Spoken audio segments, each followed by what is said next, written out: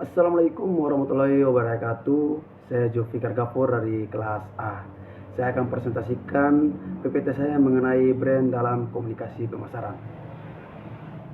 Di era ekonomi citra sekarang ini, brand menjadi aset terpenting yang menarik dan menentukan kesuksesan perusahaan. Brand yang kuat jadi rebutan dan diperjualbelikan. Di sisi lain, mahalnya biaya membangun brand mendorong perusahaan melakukan brand extension. Brand merupakan suatu nama, simbol, tanda, atau desain diantaranya untuk dipakai sebagai identitas suatu perorangan, organisasi, atau perusahaan pada barang atau jasa yang dimiliki untuk membedakan dengan produk lainnya. Merek yang kuat ditandai dengan dikenalnya suatu merek dalam masyarakat, asosiasi merek yang tinggi pada suatu produk, persepsi positif dari pasar dan kesetiaan konsumen terhadap merek yang tinggi. Dengan adanya merek yang membuat produk yang satu beda dengan yang lain, diharapkan akan memudahkan konsumen dalam menentukan produk yang akan dikonsumsinya berdasarkan berbagai pertimbangan serta menimbulkan kesetiaan terhadap suatu merek. Menurut Keller, tentang kemampuan perusahaan memilih nama, logo, simbol, paket desain atau atribut lainnya dapat mengidentifikasi produk sehingga membedakan produk tersebut dengan pesaingnya.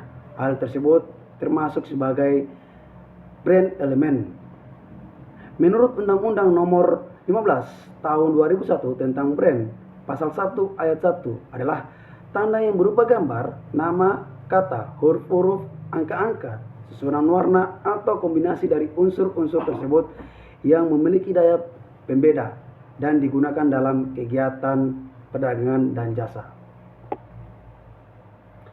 Komunikasi pemasaran seringkali untuk komunikasi pemasaran mesti simpang siur.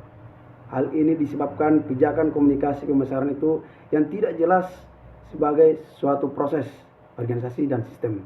Sebelumnya memang kebanyakan orang mungkin menempatkan komunikasi pemasaran berada di bawah periklanan dan promosi. Namun pada perkembangannya saat ini, komunikasi pemasaran muncul sebagai suatu bentuk komunikasi yang lebih kompleks dan berbeda.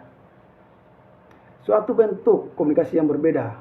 Pada akhirnya banyak akademisi dan praktisi mengidentifikasi komunikasi pemasaran adalah sebagai berikut.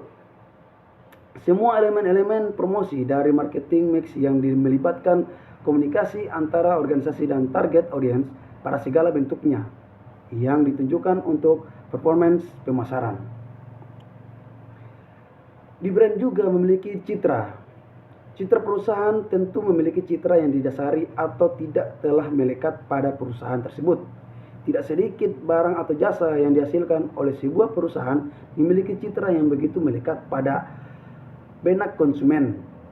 Keller menjelaskan bahwa citra perusahaan adalah respon konsumen pada keseluruhan penawaran yang diberikan perusahaan dan didefinisikan sebagai sejumlah kepercayaan, ide, dan kesan masyarakat pada sebuah organisasi.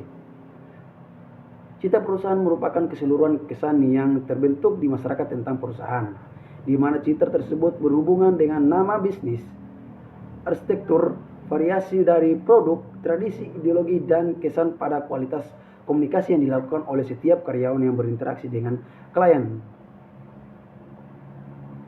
Praktek komunikasi brand,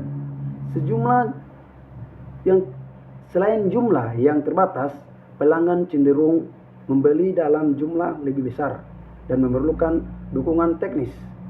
Secara bersamaan, faktor ini membutuhkan insentif ekonomi yang kuat bagi perusahaan untuk memasarkan penawaran secara langsung.